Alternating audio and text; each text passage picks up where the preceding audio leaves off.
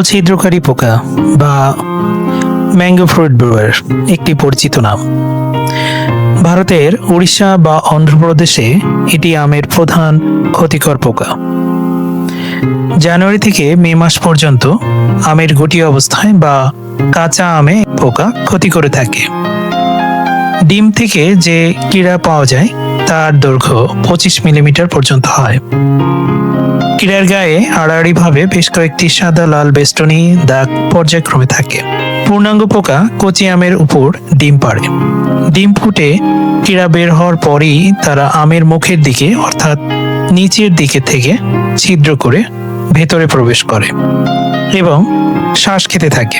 তাই কাঁচা আমের যে জায়গায় ছিদ্র এবং ছিদ্র মুখে কীড়ার মল দেখা যায়, আক্রান্ত স্থানটি কালো হয়ে পচতে শুরু করে।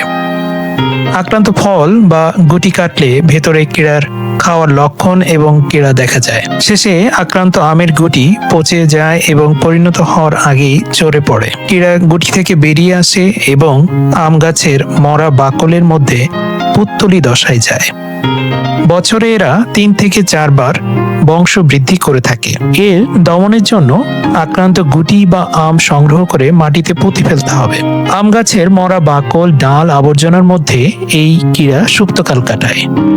আম গাছের মরা ডালপালা, বাকল এগুলো সরিয়ে ফেলতে হবে। এই আম যখন গুটি অবস্থায় থাকবে বা মার্বেল অবস্থায় থাকবে তখন 15 দিন অন্তর অন্তর সিনথেটিক পাইরিথ্রয়েড জাতীয় কীটনাশক ল্যামডা সাইলোহ্যালাথ্রিন গ্রুপের ফাইটার 2.5 ইসি অথবা রিভা 2.5 ইসি অথবা ক্যারাটে 2.5 ইসি অথবা ল্যাবেরন 2.5 ইসি প্রতি লিটার পানিতে 1 মিলি হারে মিশিয়ে 15 দিন অন্তর অন্তর আমের গুটি ভিজিয়ে দিতে হবে।